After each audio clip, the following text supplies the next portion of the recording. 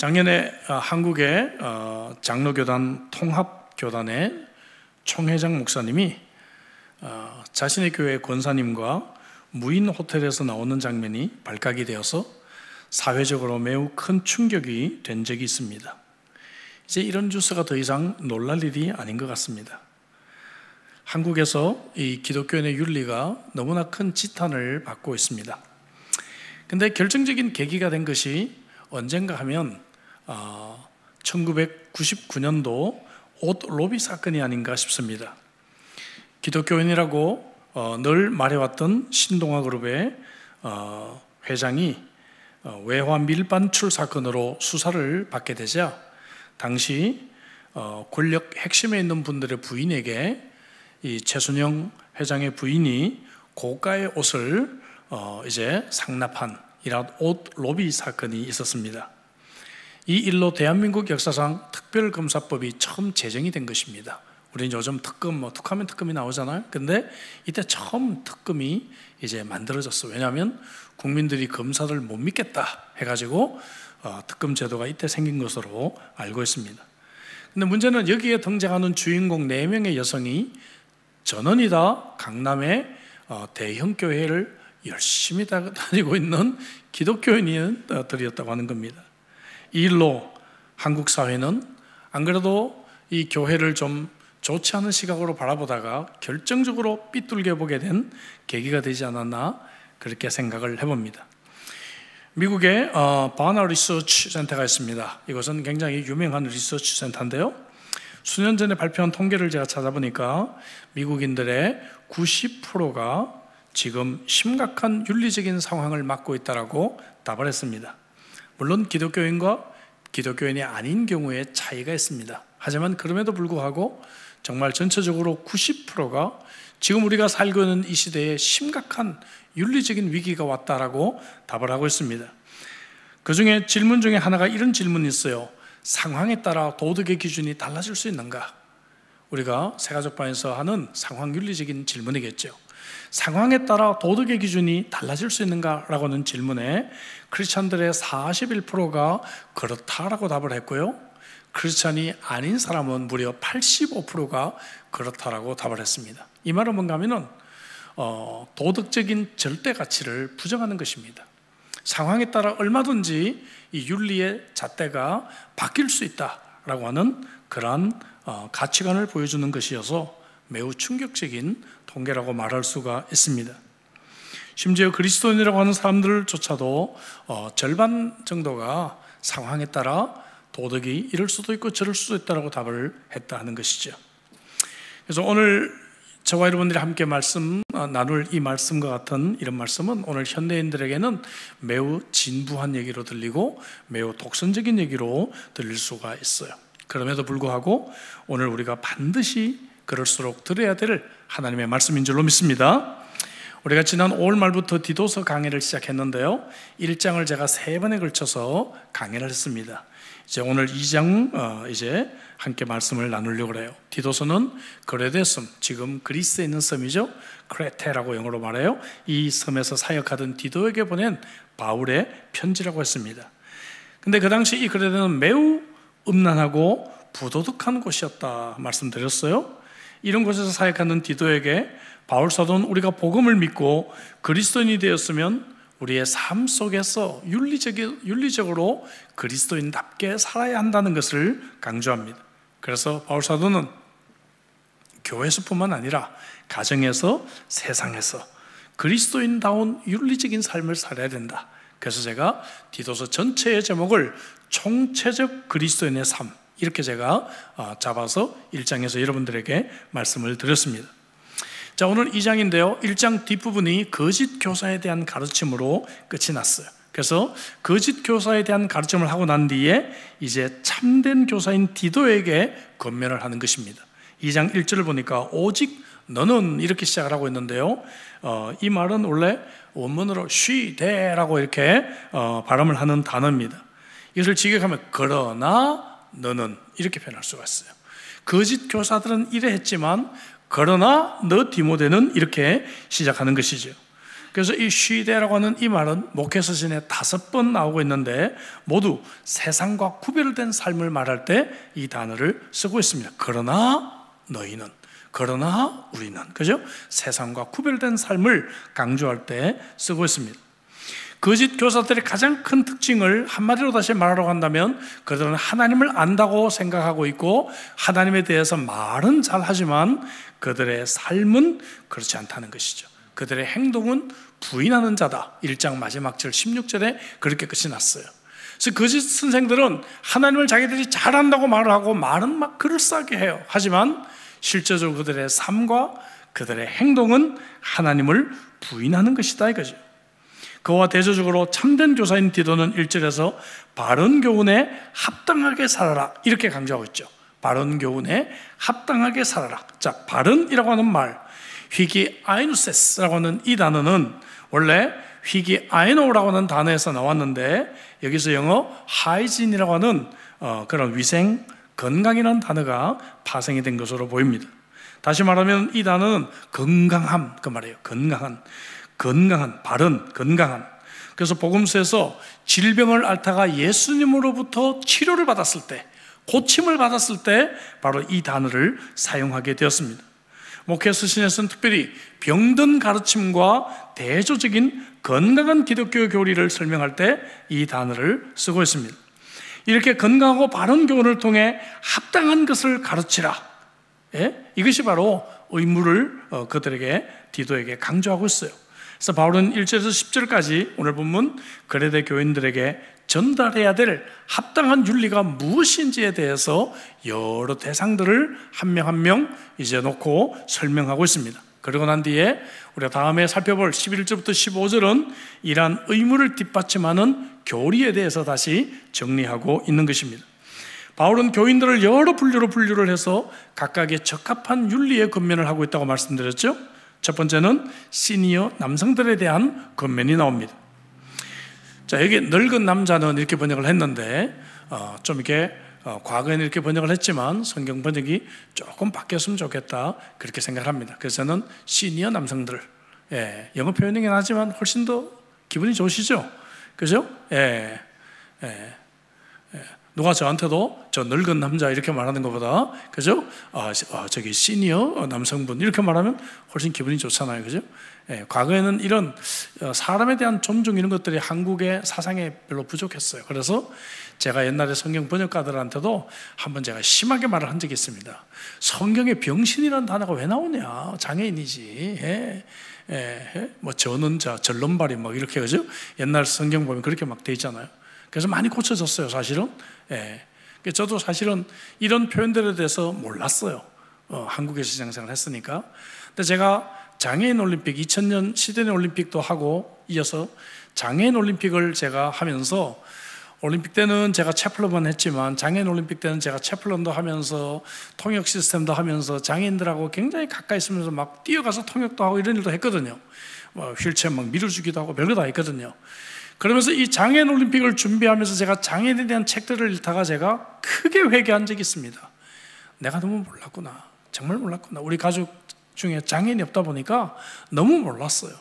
그래서 제가 참 회개하면서 저도 깨달음이 있었는데 좀 이렇게 성경도 언어가 좀 더 순화가 돼야 될 필요가 있지 않나? 어쨌든 그렇게 생각합니다. 그래서 저는 시니어 남성들로 표현을 하겠습니다. 시니어 남성들로부터 시작을 합니다. 정리하면 두 가지예요. 하나는 뭔가 하면은 내적 위험입니다. 내적 위험. 또 하나는 외적 성숙이죠. 내적 위험부터. 내적으로 위험을 갖춘 사람이 되라가 말이죠. 세 단어를 본문에서 정확하게 말하고 있어요. 절제, 경건, 신중. 2절 이렇게 나오죠? 2절을 보면 절제, 경건, 신중. 절제하며 경건하며 신중하며 이렇게 내적인 위험을 갖출 것을 말하고 있다 그 말이죠. 이것이 바로 나이에 합당한 모습 아니겠어요? 정말 나이 든 남성들에게 여러분 잘 절제하는 모습, 또 잘 경건한 모습, 잘 신중한 모습, 그죠? 이런 모습이 보일 때 아마 사람들에게 존중을 받게 되리라고 생각합니다. 그래서 우리는 어른들이 그런 얘기를 한 것들을 기억합니다. 나이 들수록 잘 참아야 된다. 잘 참아야 된다. 그죠? 절제하며 나 자신에 대해서 참는 것이죠. 경건하며 하나님에 대해서 잘 참는 것입니다. 신중하며 사람들과 다른 상황에 대해서 잘 참는 것입니다. 잘 인내할 수 있기를 주의 이름으로 축복합니다. 두 번째, 외적인 성숙은 뭔가? 여기도 세 단어가 나와요. 믿음과 사랑과 인내, 이렇게 말하고 있어요. 믿음도 역시 하나님과의 관계를 말하고 있는 것이겠죠. 사랑은 사람과의 관계를 말하고 있는 것입니다. 이미 다 나왔어요. 이런 관계 속에서 우리가 잘 인내하는 것이야말로 사람들이 겉으로 볼 때, 와, 저 사람은 정말 성숙한 시니어의 사람이구나, 그렇게 인정받을 수가 있을 것입니다. 많은 다른 사람들 앞에 역시 나이 든 분은 틀려, 역시 시니어는 달라, 이렇게 인정을 받게 되지 않겠습니까? 우리 교회 젊은이들이 여러분들을 생각하면 이런 모습이 있기를 주의 이름으로 축복합니다. 여러분들의 손자, 손녀들이 여러분들을 생각하면 이런 모습이 있기를 주의 이름으로 축복합니다. 자, 근데 여기 시니어라고 했지만요, 성경이 쓰여질 당시 시니어는 몇 살쯤 됐을까? 여러분 몇 살쯤 됐을 것 같아요? 60이요? 예. 성경이 쓰여질 때는 40입니다. 네. 성경이 쓰여질 문화에서는 40이 되면 이제 늙은 남자는, 늙은 여자는 나오는 거예요. 여러분 40대들 너무 쇼크받지 마시고요. 지금은 시대가 바뀌었긴 하지만, 그러나 그 정신은 지금도 이어지지 않나 그렇게 생각해요. 왜냐하면 남자든 여자든 나이가 40을 넘게 되면 이미 뭡니까? 이런 성숙한 모습이 나타나야 될 줄로 믿습니다. 아멘이시죠? 두 번째, 시니어 여성입니다. 시니어 여성. 시니어 여성들에게 3절 앞부분에 보면 뭐라고 말하고 있는가 하면은 이와 같이, 이렇게 말해요. 그죠? 늙은 여자로는 이와 같이란 말이 먼저 나와요. 이 말은 뭔가 하면은 시니어 남성들에게 준 교훈과 똑같은 교훈이 적용이 된다, 적용이 안 된다? 적용이 된단 말이에요. 그죠? 그러니까 그건 남자들에게 한 얘기지, 그게 아니라 이와 같이가 들어있기 때문에 이런 남성들에게 준 교훈이 여성들에게도 그대로 적용이 돼서 잘 절제하고 인내해야 된다, 그러면서 세 가지를 더 덧붙이고 있어요. 예. 와, 그래서 성경을 읽다 보면 왜 여자들에게는 이렇게 더 요구사항이 많을까? 이렇게 이 여자분들이 불만을 갖는데 저는 반대라고 생각해요. 어떻게 반대냐면은 하나님은요, 여성들을 훨씬 더 성숙한 존재로 생각하시는 것 같아요. 아멘이십니까? 제가 설교하려고 그러는 게 아니고 진짜 그렇단 말이에요. 제가 예전에 약간 페미니스트적인 크리스찬이랑 얘기한 적이 있는데요. 예? 자기 하나님을 믿지만 불만일 때가 많다는 거예요. 왜 성경에 보면 여성이 굉장히 불리하게 그렇게 만들었냐는 거예요. 예? 그래서 제가 이런 얘기를 했습니다. 어떤 얘기를 했는가 하면은 저는 그렇게 생각하지 않습니다. 왜냐하면 남자는 그래서 여성들보다 사회적으로나 모든 면에서 유리하기 때문에 더 교만합니다. 하나님을 더 찾지 않습니다. 자기를 더 의지합니다. 그런데 여성들은 그렇지 않기 때문에 더 하나님 의지하고 더 그리고 신실하게 하나님을 믿는 것을 제가 봤습니다. 그래서 저도 젊었을 때는 그런 생각을 좀 비슷하게 했지만 제가 나이가 조금씩 들수록 그런 것 같지 않습니다. 하나님은 오히려 여성들을 더 위대하게 생각하시는 것 같습니다. 여성들에게 더 큰 성숙을 기대하는 것 같습니다. 여러분 아멘이십니까? 전 정말 그렇게 생각해요. 목회를 하면서 보면 이 성숙한 여성들을 만날 때가 훨씬 더 많아요. 훨씬 더 많아요. 예. 제 목회 많은 동역자들이 있습니다. 지난번에 우리 여기 수요일 날 설교했던 이인호 목사님 기억하시죠? 예? 이인호 목사님이 그 수지에서 한 200명 데리고 교회 개척하고 막 열심히 목회하고 이제 교인이 한 400명쯤 된 것으로 기억하는데요. 그때요, 이제 한 400명, 300~400명 되면 꼭 교회가 넘어야 될 산이 있어요. 그게 뭔지 아세요? 우리도 넘었잖아요, 그 산을. 교회 건축이에요, 교회 건축. 한 300~400명 될 때까지는 어떻게 상가 같은데 막 넓은데 막 가고 해요. 그러다가 한 교인이 한 300명 이상 되면 자기 건물이 있기 전에는 너무 사역하는 게 힘들어요. 우리도 그 고비를 넘겼잖아요. 그런데 교회 건축을 놓고 막 기도를 하는데 이게 해결이 안 되는 거예요. 우리 교회는 그래도 역사가 좀 있다가 교회를 개척했고, 막 호주 장로교단이란 또 든든한 또 백도 있었지만, 거기는 교회 생긴 지 이제 몇 년 되지도 않았고요. 그런데 새벽 기도에 참석했던 어느 권사님이 은혜를 받고요. 은혜를 받고 큰 헌금을 해줬어요. 그 교회 교인이 아니었는데, 정말 이 이인호 목사님의 새벽 기도 설교를 늘 정말 듣고 하시다 은혜를 받고 너무너무 큰 헌금을 해서 그게 밑거름이 돼서 교회 건축하게 된 거예요. 제 주위의 동역자를 보면요, 훌륭한 남성보다는 훌륭한 여성의 그런 도움으로 목회를 참 성공적으로 하는 분들이 너무너무 많아요. 실제로 보면 그렇습니다. 예, 저희 교회도 많이 계시죠? 예, 저희 교회도 우리 막달라 마리아 같은 분들이 이 자리에 다 앉아 계십니다. 예. 그래서 이런 추가 사항들이 주어질 때 여성들은 좀 불편한 마음이 있어요. 왜 남자는 조금 말하고 여성은 더 많이 말할까? 왜 여성들에게 더 많이 권면할까? 이런 불편한 마음이 있는데 저는 반대로 생각한다는 것을 여러분들이 알아줬으면 좋겠습니다. 그만큼 하나님은 여성들에게 더 큰 기대를 하고 계시고 여성들의 성숙의 분량을 더 높게 보고 계시는 것이 아닌가, 그렇게 저는 생각합니다. 아멘이십니까? 세 가지를 더. 첫째는 뭔가 하면은 거룩한 행실을 이야기하고 있어요. 거룩한 행실. 예. 거룩한 행실은 뭔가? 이것은 성경학자들이요, 그 당시에 그 이방 신전 같은 데 보면 거룩한 여사제들이 참 많이 있었습니다. 물론 이상한 이방 신전은요, 여사제들이 막 음란하고 이런 것도 많았어요. 하지만 그런 것을 제외하고는 이방 신전에서 거룩한 제사를 담당했던 여사제와 같은 자들이 되라, 그렇게 신학자들이 해석을 하고 있어요. 그런 기대를 하게 됐다는 것이죠. 그러니까 우리 시니어 여성들은 거룩한 여제사장이다 하는 것입니다. 와, 멋지죠? 예. 옆에 있는 분에게, 옆에 있는 우리 40대 이상 여성들에게 한번 인사해 드리겠습니다. 거룩한 여제사장님. 그렇죠. 이런 모습이 나타나라, 그죠? 거룩한 여제사장님의 모습이 나타나라, 그 말이지. 예. 자, 두 가지 주의할 점이 있어요. 두 가지. 3절 중반에 보니까 모함하는 말과 그리고 술을 주의해라, 이렇게 말하고 있습니다. 모함은 뒤에서 험담하는 것, 또 다른 사람의 소문을 퍼뜨리는 것, 그죠? 예. 특별히 우리 여성들은 기도한다는 핑계로 소문 다 내는 거 아시죠? 제가 말씀드렸죠? 있잖아, 그 박 집사 남편 바람핀데 우리 기도해야 돼, 이러면서 소문 그냥 다 내고 있고 교회에, 그죠? 예. 이러면서 우리는 막 소문 낸다 이거죠. 이런 것들을 우리가 주의하라가 말이죠. 주의하라, 조심해라. 왜냐하면 여성들은 하나님께서 이게 말을 많이 하도록 만드셨잖아요. 여성들은 하루에 평균 25,000 단어를 말하고 남성은 평균 하루에 10,000 단어를 말합니다. 남성이면 2배 반을 말해요. 그러니까 여자가 시끄러운 건 당연한 거예요. 예. 이 남성들이 이게 이해를 해야지. 예?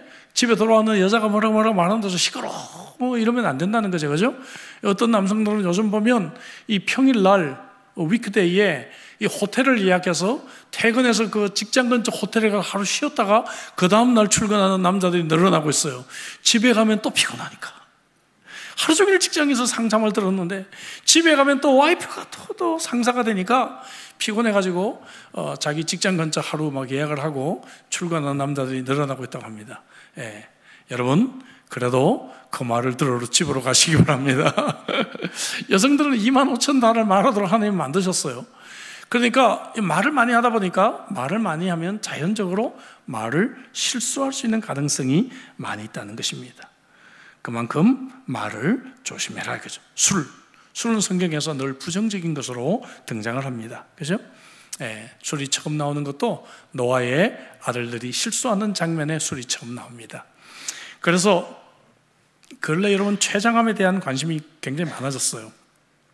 다른 암은 그래도 뭐 1기, 2기 하면서 요즘은 건강검진도 많이 하고 하니까 조기에 발견을 하는데 이 췌장암은 소리 없이 와가지고 알게 되면 벌써 뭐 말기가 돼버리니까 췌장암에 대한 관심이 굉장히 많아졌습니다. 예. 저 같은 사람도 이 췌장암에 굉장히 위에 많이 노출되어 있어요. 예. 당원인데다가 스트레스 있죠, 그죠? 예. 그런데 의사들이 이 췌장암의 가장 큰 적을 얘기했는데 그게 술과 담배예요. 술과 담배. 술, 담배만큼 췌장암에 적은 없다고 말해요. 그 다음에 이제 기름진 음식입니다. 그러니까 이 술, 담배가 이렇게 건강에 해롭다는 것이죠. 나이 든 여성이 크리스찬이 아니라 할지라도 술과 담배에 찌든 모습, 그것은 보기가 굉장히 추하지 않을까 생각을 합니다. 자, 이제 소극적인 것 주의해야 할 것을 말하고 난 뒤에 시니어 여성들이 적극적으로 3절 하반절부터 4절에 선한 것을 가르쳐라. 그리고 그 대상은 젊은 여성들에게 이렇게 말하고 있단 말이죠. 자, 시니어들과 젊은 남성은 또 시니어 여성은 디도가 직접 가르치지만 젊은 여성은 시니어 여성들에게 가르칠 것을 위임하고 있다는 것을 굉장히 주목할 만한 일입니다. 자신의 신앙과 인생 경험을 통해서 시니어 여성들이 젊은 여성들을 멘토링할 수 있는 것은 굉장히 큰 축복이라고 말하는 것 같죠. 이것이 바로 교회에서 우리 권사님들의 역할이 아닐까 저는 생각을 합니다. 예전에 한번 제가 말씀드린 적이 있지만요, 세월이 지나도 제가 너무너무 잊혀지지 않는 충격적인 사건이 하나 있었어요. 오래전 한국의 어느 대형교회에서 제가 결혼 세미나를 인도하고 있었습니다. 제가 이 석사과정에서 패밀리 세라피를 한 것을 알고 이제 그 목사님이 특별히 그 부분을 저한테 부탁을 하셨어요. 그래서 결혼 세미나를 제가 인도를 하는데 첫 시간에 70대 이상의 은퇴한 권사님들이 한 30분이 앞자리에 탁 앉아 계시는 거예요. 세상에, 결혼 세미나 하는데 70, 80대 권사님 대부분 혼자 사시는데 이분들 단체로 등록해서 앉아있는 처음 봐요. 여러분 상상이 되십니까? 그 첫 시간에 굉장히 어색하게 첫 시간을 하고 쉬는 시간에 제가 물어봤어요. 잠깐 커피 브레이크 할 때, 권사님들, 목사님이 그냥 여기 가라고 해서 그냥 오신 거죠? 그랬더니 이 권사님이 웃으시면서 하는 얘기가, 아니에요 목사님, 저희들 여기 결혼 세미나 한 거 너무 잘 알아요. 저희들이 왜 왔는지 궁금하시죠? 그러시면서 하신 얘기가, 자기들이 이제 교회에서 젊은 여성들 집에 신방도 가고 방문도 하고 하면서 아이도 봐주고 김치도 담아주고 이렇게 돕는 일들을 하는데, 그러다 보니까 이 젊은 여성들하고 함께 상담할 수 있는 기회가 많이 생긴대요. 근데 자꾸 가정에 대한 얘기를 한대요.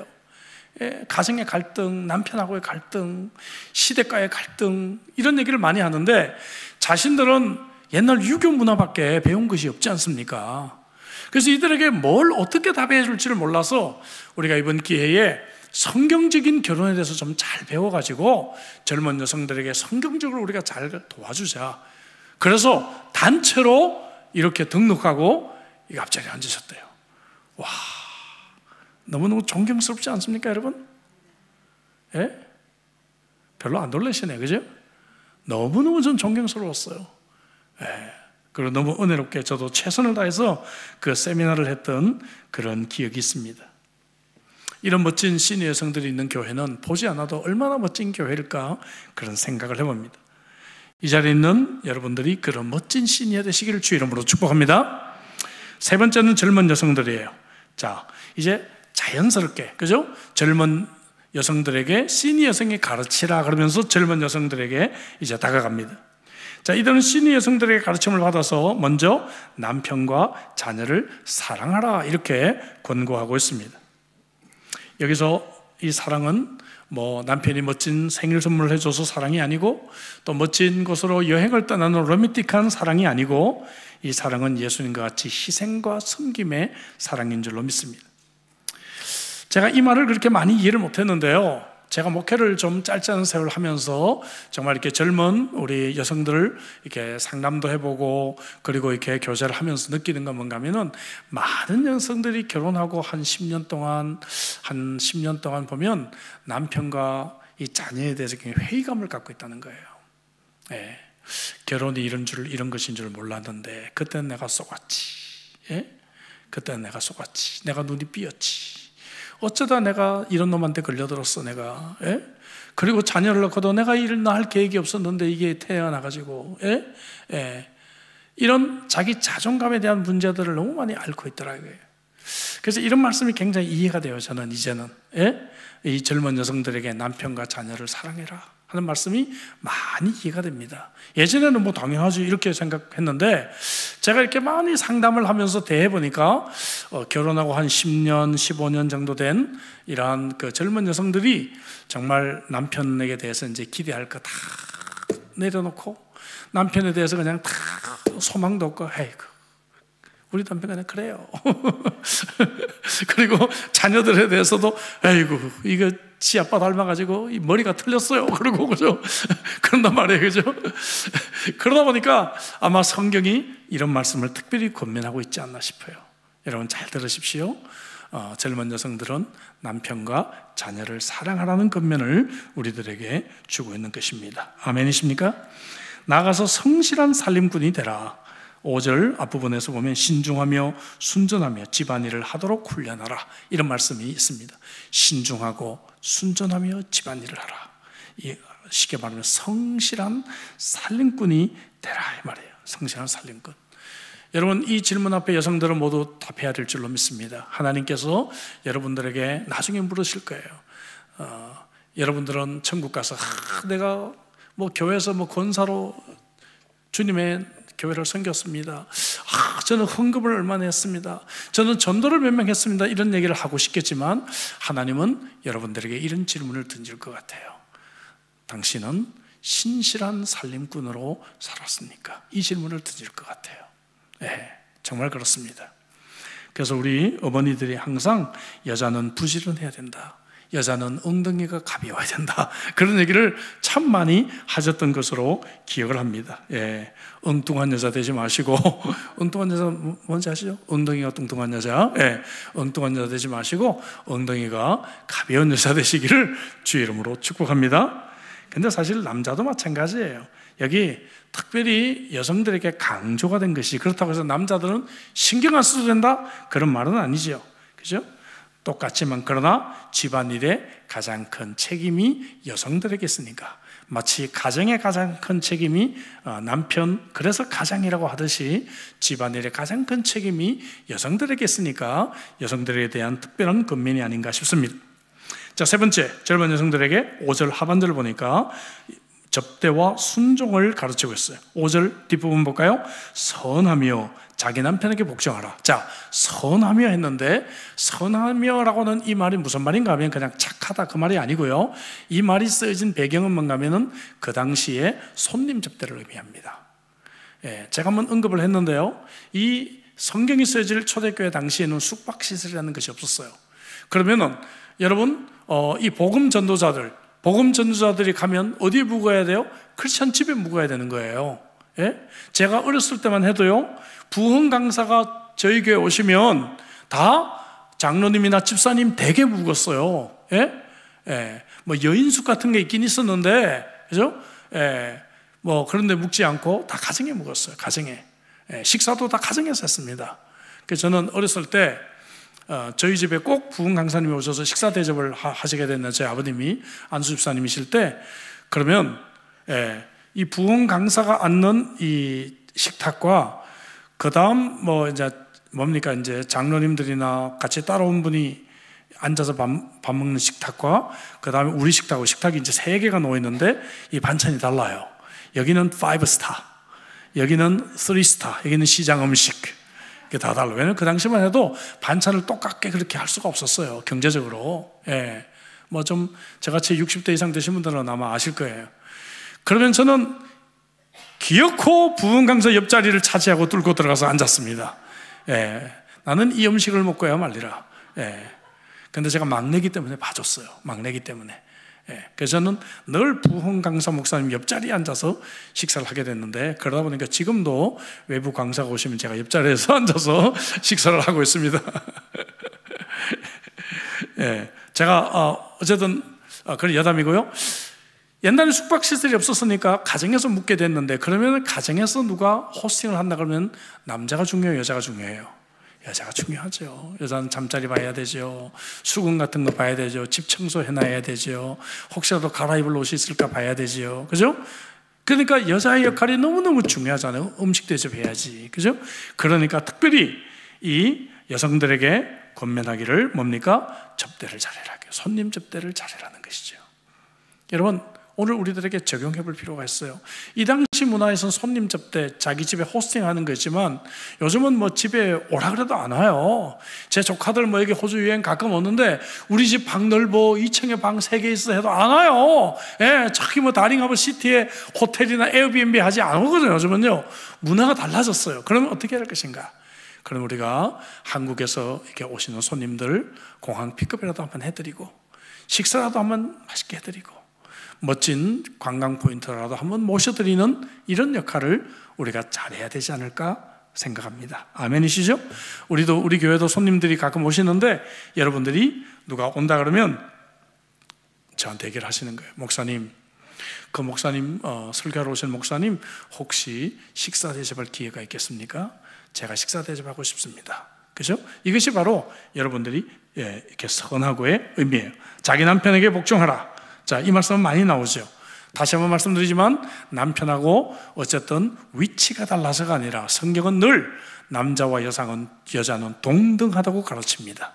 하지만 창조의 질서에서 서로 돌보고 서로 따를 수 있는 질서를 위해서 이렇게 남성들에게 복종하는 것을 성경이 가르칠 뿐입니다. 세상에 여자들이 인권이 무시당하는 시대였어요. 이 시대는. 이런 시대에 만약에 여성이 남편을 순종하지 않고 막 지배하고 대든다는 모습은 세상의 복음의 문을 완전히 닫히는 그러한 결과를 갖게 되었을 것입니다. 이해가 되시죠? 그래서 특별히 여성들에게, 젊은 여성들에게 남편에게 순종을 말씀하고 있습니다. 5절 뒷부분에서 막 언급한 대로 하나님의 말씀이 비방을 받게 될 것이 분명했기 때문입니다. 자, 네 번째로 젊은 남성들입니다. 젊은 남성들에 대해서는 단 한 가지를 언급합니다. 그것은 뭔가? 절제예요. 6절 앞부분 볼까요? 신중하도록 권면하라. 신중이라고 표현했지만 절제로 번역하는 것이 훨씬 더 우리들에게 적합한 번역이라고 생각합니다. 젊은 남성들에게는 단 한 가지, 자기를 다스리는 훈련, 이게 필요하다는 거죠. 그죠? 자기의 뭡니까? 혈기를 다스리고, 자기의 감정을 다스리고, 자기의 입을 다스리고, 자기의 탐욕을 다스리고, 자기에게 주어지는 성적인 충동을 다스리고, 이것이 바로 젊은 남성들에게 필요한 단 한 가지다 이거죠.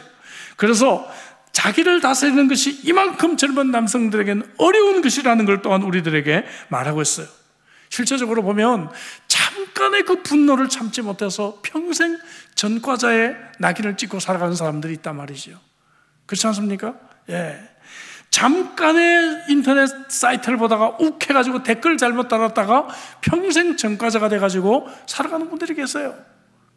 얼마나 안타까운지 몰라요. 제가 몇 년 전에 인터넷 댓글에 교회와 기독교를 비방하는 이런 사람들을 고소하는 목사님, 이게 잡이에요. 이 고소하는 목사님의 인터뷰를 제가 본 적이 있습니다.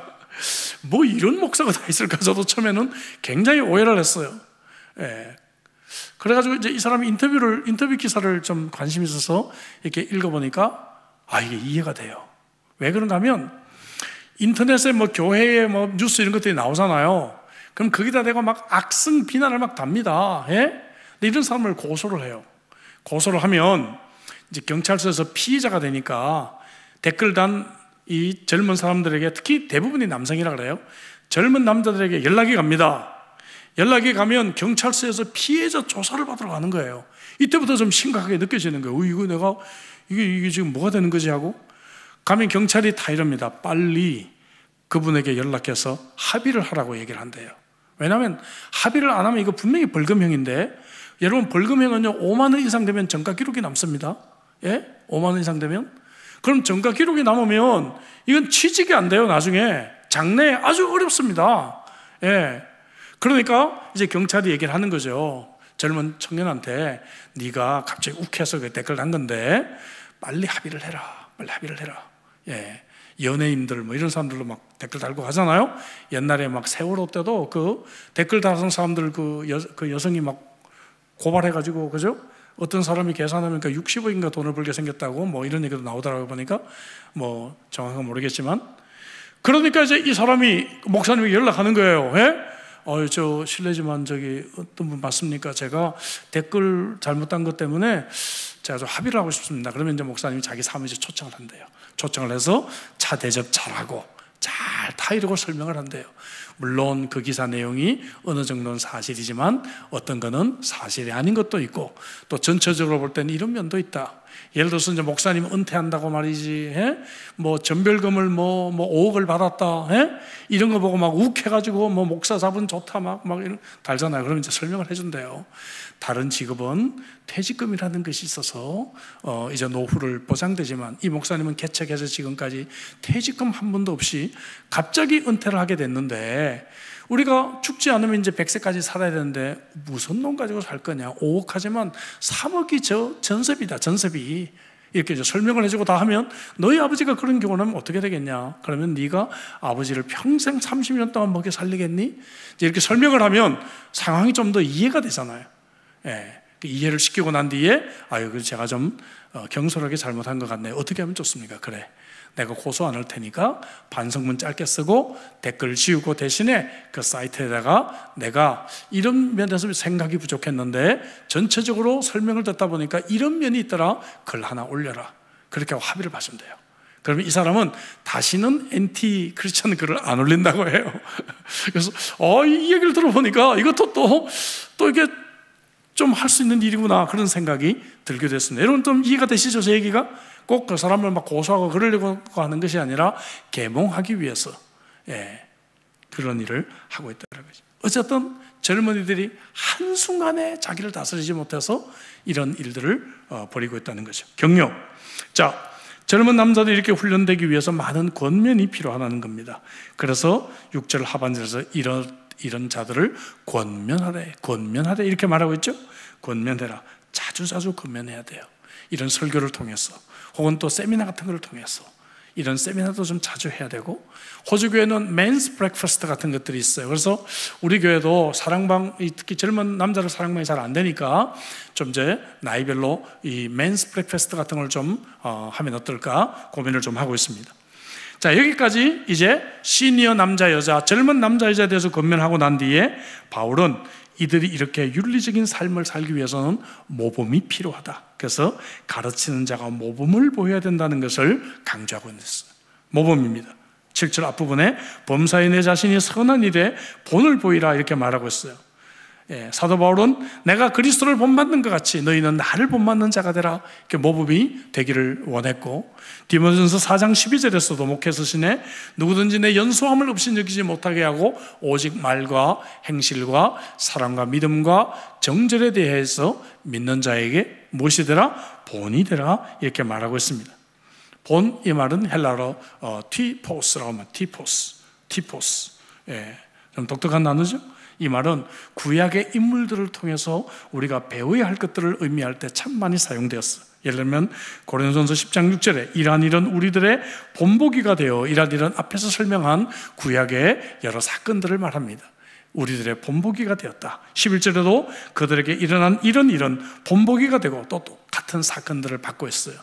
그래서 이럴 때 티포스라는 단어를 썼듯이 구약의 여러 케이스들이 우리들에게 참으로 성경으로 주어진 이유가 무엇일까? 그것은 그들을 통해서 우리가 벤치마킹하고 그들을 통해서 우리가 배울 수 있도록, 아브라함을 통해서 배우고 다윗을 통해서 배우고 요셉을 통해서 배우고, 우리가 이렇게 배울 수 있도록 이렇게 성경의 이야기가 주어져 있다는 것입니다. 교회에 세워질 장로들, 그레드의 장로들을 세우라 했잖아요. 1장에서. 이 장로들은 바로 이런 모범이 되어야 될 사람인 것을 오늘 이 성경은 간접적으로 가르치고 있는 것입니다. 자, 이런 가르치는 자들의 특징을 3가지로 정리를 합니다. 첫째는 교훈에 부패하지 아니함과 교훈에 부패하지 않았다. 이 말은 동기를 말합니다. 썩은 동기로 하지 말라는 것이죠. 그죠? 잘못된 동기로 하지 말라는 것이죠. 가르치면서 뭔가 좀 유익이 있을까? 나도 한몫 챙겨볼까? 그런 걸로 하지 말라는 것입니다. 그 젊은 교육자들에게 늘 그런 얘기를 합니다. 사람이 더 많이 주는 교회로 옮기고, 그런 교육자들은 벌써 어렸을 때부터 벌써 우리가 알아봅니다. 그런 동기가 되지 말라. 두 번째는 뭐예요? 단정함과 책망할 것이 없는, 단정함이라는 것은 가르치는 태도를 말합니다. 가르칠 때 단정함으로 분명하고도 정확하고 깨끗하게 가르치라 이거예요. 썩지 말고. 이런 말을 가르치면 좀 어려워하지 않을까? 내가 이렇게 오늘 같은 이 말씀은 굉장히 딱딱한 말씀이잖아요. 사실 이런 딱딱한 말씀을 있는 그대로 가르치면 성도들이 아이고 수요일날 와서 내가 잔소리 듣네 이런 생각할 수 있으니까 이 말을 약을 타기 시작하는 거예요. 설교자들이 약을 타서 그냥 재미있고 쉽게 약을 타버리면 성도들이 듣기는 좋은데 단정한 가르치면 안 될 줄로 믿습니다. 아멘이시죠? 여러분들은 좀 듣기 힘들고 딱딱하게 들려도 오늘 같은 말씀을 단정한 가르침으로 받아야 될 필요가 있다는 것입니다. 세 번째는 책망할 것이 없는 바른 말. 이 말은 가르침의 내용이에요. 어떤 것을 가르치는가? 책망할 것이 없는 바른 말을 가르치라는 거예요. 그래서 정말 우리 같은 설교자들은 설교를 하고 난 뒤에 하나님 앞에 서서 하나님 제 설교가 바른 말이었습니까? 설교를 잘하고 못하고를 떠나서 이것이 바른 설교를 한 것입니까? 라고 물어볼 필요가 있다는 것이죠. 저는 우리 교회 외부 강사들이 많이 오진 않지만 그리고 외부 강사를 세울 때는 신중하게 세워요 저는. 하지만 어쩌다가 한번 정말 외부 강사를 조금 생각보다 정말 이렇게 잘못 제 기준으로 볼 때요. 제 기준으로 볼 때 잘못 뒤에 세운 경우들이 있으면 전 집에 가서 막 화가 나서 한 이틀 동안 막 견딜 수가 없어요. 예, 견딜 수가 없어요. 우리 사랑하는 성도들에게 왜 설교를 저렇게 하는 사람을 내가 세웠을까? 정말 저는 막 화가 나서 한 이틀을 제 아내는 알 거예요. 막 이틀을 막 화가 나서 견딜 수가 없어요. 예, 정말 신중하게 세우려고 저는 애를 씁니다. 그 기준은 뭔가 설교를 잘하고 못하고가 아니라 하나님 앞에서 바른 말씀을 전하는가 아닌가 하는 것이 기준이 될 줄로 믿습니다. 이렇게 할 때 8절에 뒷부분에 이는 대적하는 자로 하여금 부끄러워 우리를 악하다 할 것이 없게 하려 함이라. 이런 동기를, 이런 열매를 말하고 있습니다. 자, 바울은 이렇게 윤리적인 책임을 가진 것 같은 상황 속에서 말하고 난 뒤에 이제 사회적인 상황으로 끌고 갑니다. 그래서 종들에 대한 권면이 뒤이어 나오는 거예요. 이것이 9절부터 10절에 나오는 말씀입니다.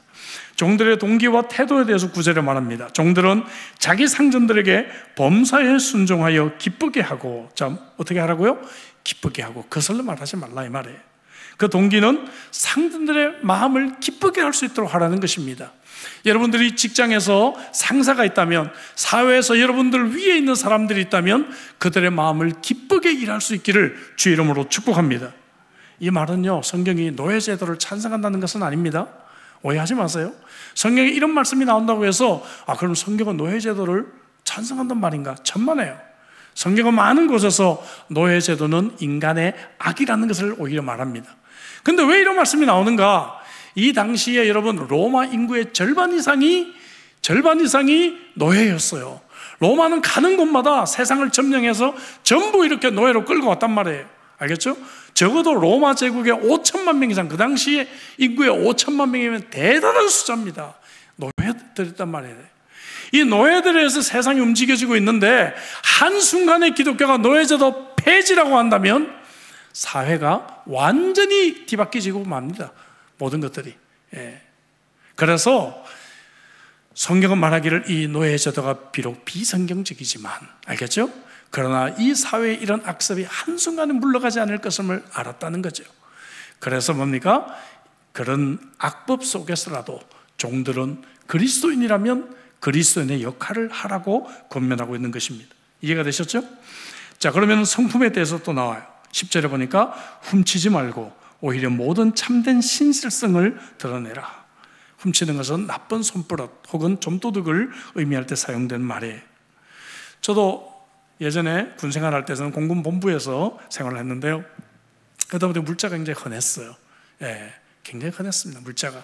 그래서 저는 그때 죄의식도 갖지 못하고 체육복 남는 거 집에 가져오기도 하고, 예? 모자 남는 거 가져와서 막 사람들 선심 써서 나눠주기도 하고요. 그때 여러분 여성 잡지 막 이렇게 나올 때 월간 잡지 기억나십니까? 월간 잡지 막 여성동화 이런 거 그 군부대로 막 그런 게 많이 나오거든요. 그래서 제가 가가지고 하나씩 제가 달라 해가지고, 예, 제가 점 찍어뒀던 여성에게 맨날 갖다 주고, 예, 이 자리에 앉아 있지만, 예, 그랬던 적이 많이 있었단 말이죠. 예? 예.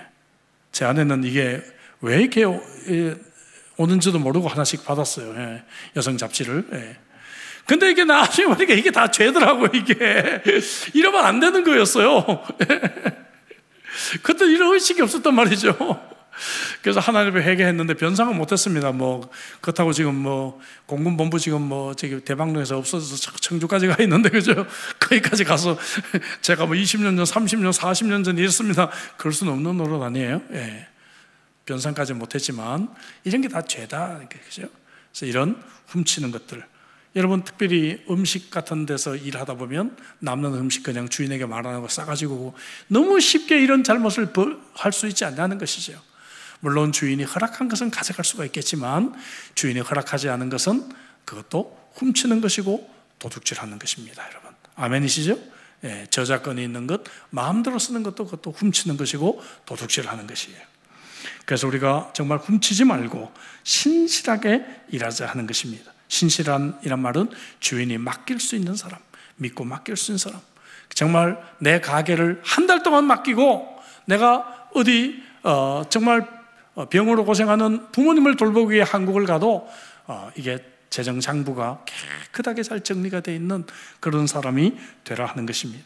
10절 마지막에 한번 읽어볼까요? 10절 마지막에 이는 시작, 이는 범사에 우리 구주 하나님의 교훈을 빛나게 하려 함이니라 했어요. 빛나다 이 말이 멋지다. 코스메오라고는 헬라어인데 이 말은 보석을 가장 아름답게 진열해 놓은 것을 뜻합니다. 와, 이런 윤리적인 삶을 살 때 결론적으로 우리 그리스도의 모습을 보면 보석이 가장 아름답게 진열되어 있는 모습과 같다는 것입니다. 옆에 있는 보석을 한번 바라보십시오. 옆에 있는 분들이 그렇습니까? 예, 옆에 있는 분들이 그래요? 옆에 있는 분들 정말 보석을 아름답게 진열해 놓은 모습처럼 보이십니까? 이 멋진 단어가 여기서 비로소 쓰였다는 거예요. 이렇게 우리가 복음에 합당한 삶, 크리스천들에게 합당한 이런 삶을 살아갈 때 보석과 같은 빛나는 삶을 살게 될 것이다. 자, 오늘 본문에서 가장 많이 반복되었던 표현이 두 개가 있습니다. 하나는 절제라고 하는 단어예요. 모든 부류의 사람들에게 신중하며 절제하며 신중하며 절제하며, 절제라는 단어가 나왔고요. 또 세 번, 절제라는 단어가 5번 반복이 돼요. 3번 반복된 표현이 있어요. 그 뭔가 하면은 세상의 증거가 되도록, 그렇죠? 표현이 나왔죠? 세상의 증거가 되도록. 그 표현이 반복해서 나왔다는 것입니다. 우리 그리스도인들이 합당한 윤리적인 삶을 살지 않을 때 세상은 우리를 쓰레기같이 여길 거예요. 나 반대로 우리가 오늘 주신 말씀과 같이 이런 복음에 합당한 윤리적인 삶을 살 때 그들은 우리를 빛나는 보석처럼 여기게 될 것입니다. 제가 오래전에 일본에 목회자 세미나를 갔을 때 얘기인데요, 점심 때 거기 유명한 그 관광 거리를 가서 그곳에서 식사를 그 조별로 하는 그러한 시간이 있었습니다. 유명한 일식 회전 초밥집에 이제 4조가 가서 밥을 먹게 됐어요. 예, 가다 보니까 4조가 거기서 모였어요. 한 조에 한 10명 정도 됐거든요. 예, 거기서 이제 밥을 먹는데 이제 식당에 다 못해서 그 앞에 있는 공원 벤치까지 같이 이렇게 앉아서 식사를 주문해서 이렇게 같이 먹게 됐어요. 먹게 됐는데, 예, 근데 이제 저희가 이제 제일 나중에 먹었어요. 그래서 이제 제가 뭐 어쨌든 좀 리더 역할이어가지고 마지막에 이제 계산을 제가 이제 하려고 하는데 앞에서 돈을 다 냈다는 거예요. 예, 앞에서 돈을 냈다는 거예요. 그래서 이상하다. 이건 앞에서 돈을 낼 리가 없는데, 왜냐하면 각 조별로 돈을 다 줬거든요. 그 조가 먹는 걸 조가 내는 거예요. 그래서 앞에서 돈을 낼 리가 없어서 다시 한번 계산해봤더니 아니래, 앞에서 돈을 다 냈다는 거예요. 몇 명분을 냈냐 했더니 너희 4조 40명분을 냈다는 거예요. 예. 그래서 내가 그러면 내 인보이스를 좀 확인하겠다 그랬어요. 예. 아주 쉬운 영어로 간신히 했더니 그 아가씨가 인보이스를 막 찾아가지고 가져와서 내가 쭉 계산을 해보니까 이거는 한 테이블만 먹은 거예요. 한 조만 먹은 거예요. 그래서 내가 봐라, 이만큼 한 조가 먹고 갔다 이거는. 그러더니 이 아가씨 얼굴이 빨개지기 시작하더라고요. 예. 이 일본 사람은요, 한국 사람이 이렇게 많이 먹으리라고는 상상을 못해요, 점심으로. 왜냐하면 일본 사람은요, 점심이 뭡니까? 그냥, 예? 모리, 소바, 그럼 끝이에요, 그냥. 요거 하나, 젓가락 한 2번 먹으면 끝이거든요.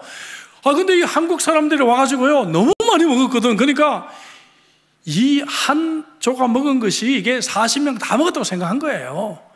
그래서 제가 계산을 해주고 우리 조는 우리 조대로 돈을 내고 저쪽 조는 돈을 받아라, 제가 이제 설명을 해줬습니다. 그랬더니 너무 아리가또 하면서 몇 번이고 고맙다 하면서 하는 얘기가 이 당신들 목사라고 내가 들었다 얘기하더라고요. 와, 그 얘기를 듣는데 가슴이 철렁하더라고요. 그죠? 왜냐하면 혹시 다른 조에서 그냥 갔을까봐. 예? 근데 더 제 가슴이 철렁했던 거는 제가 이제 계산을 하고 우리 조로 와가지고 목사님들에게 이 상황을 잠깐 설명했더니 목사님 중에 10분 중에 한 5분이 목사님 그럼 우리 돈 안 내도 됐는데 그러시는 거예요. 정말 참 제가 마음이 아팠습니다. 너무너무 마음이 아팠어요. 사랑하는 성도 여러분, 말씀을 맺으려고 합니다. 우리는 그리스도인으로 이 땅에 부르심을 받았습니다. 그렇죠? 오늘 이 주신 말씀처럼 우리가 복음에 합당한 삶을 살기를 주의 이름으로 축복합니다. 기도합시다. 주신 말씀 가지고 우리 기도하죠. 디도서 2장 앞부분을 제가 강해를 했습니다. 한 절 한 절을 여러분들에게 알기 쉽게 정리를 해드렸는데요, 여러분 이 말씀을 가슴에 품고 우리의 가정과 사회를 잘 섬기는 자가 되기를 위해 주신 말씀 가지고 우리 한번 통성으로 기도하겠습니다. 다른 사람 비난하지 말고 나부터 이런 삶을 살면, 내가 촛불 하나를 켜면 내 옆에 있는 사람이 촛불 하나를 켤 것이고, 그러면 또 다른 사람이 촛불을 켜면 세상은 밝아질 것입니다. 이것이 유명한 교부였던 크리스토스톰이 가졌던 기독교 윤리관입니다. 우리는 이 말씀을 여전히 믿습니다. 이 말씀 붙들고 이 시간에 한번 기도하십시다. 주의 아버지 하나님 감사합니다.